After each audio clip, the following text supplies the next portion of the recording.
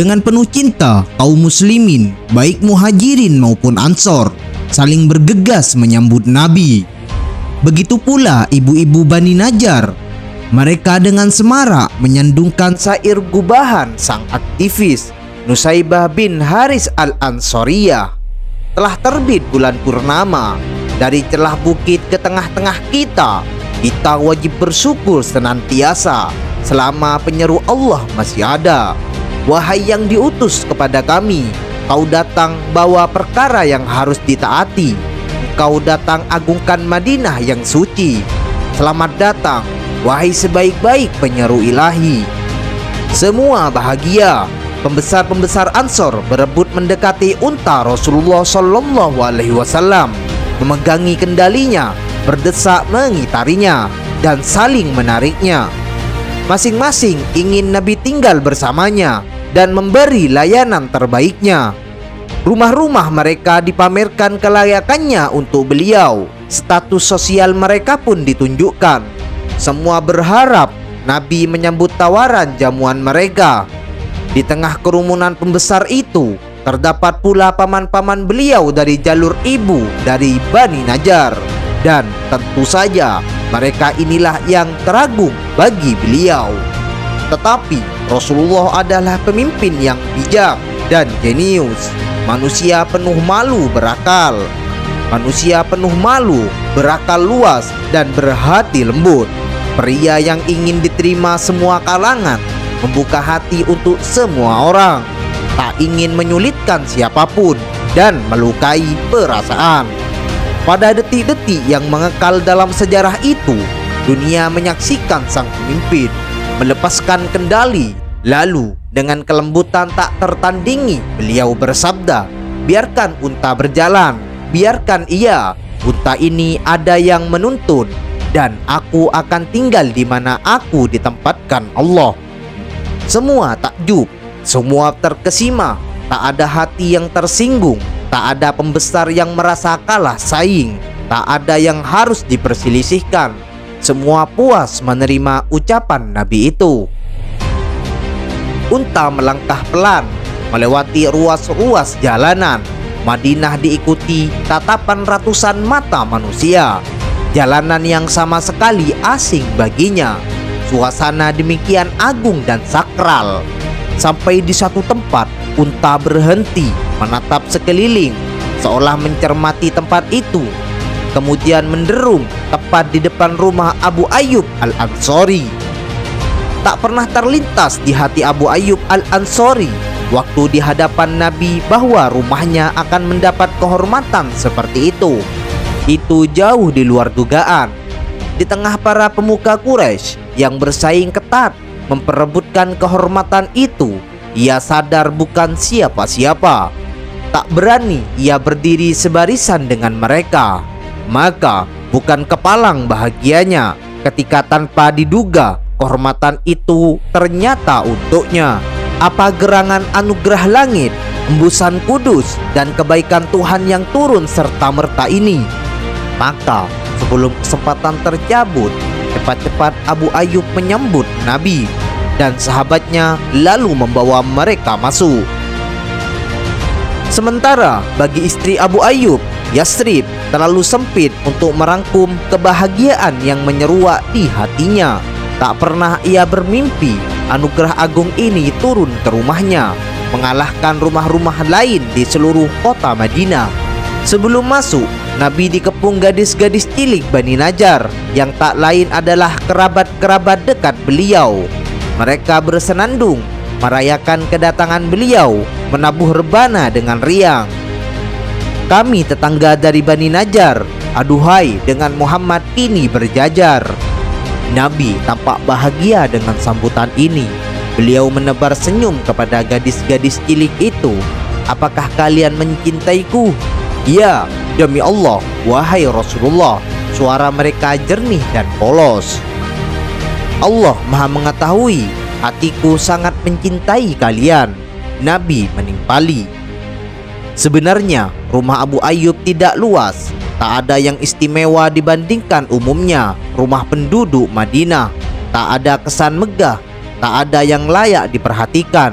Ukurannya kecil, hanya ada 2 kamar, satu di atas dan satu juga di bawah. Dindingnya lempung, tiangnya batang kurma, atapnya pelepah daun kurma yang rapuh.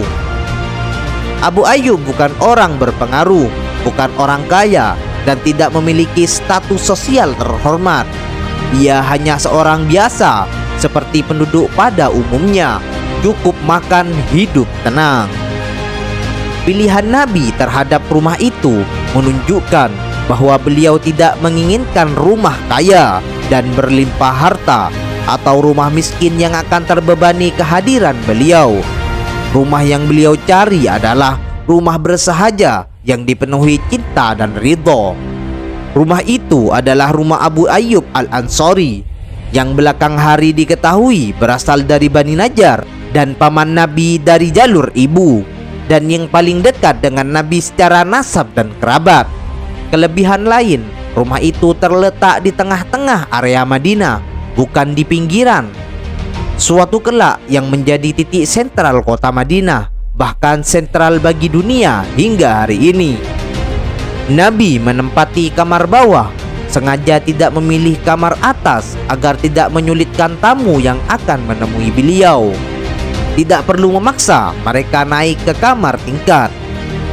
Malam pertama, Abu Ayyub dan istrinya di kamar atas saling berbisik tentang makanan yang akan dihidangkan besok dan penghormatan yang layak. Sehari berlalu, dicengkram rasa capek, Abu Ayyub tak kuat menahan kantuk, tetapi ia hanya duduk termangu seperti disengat ular. Bagaimana mungkin tidur tenang sedangkan di bawah ada Nabi? Ia berbisik pada istrinya. Lalu keduanya diam termangu. Lalu diputuskanlah tidur di ujung paling tepi, paling tidak terhindar dari titik lurus tempat Nabi di bawah.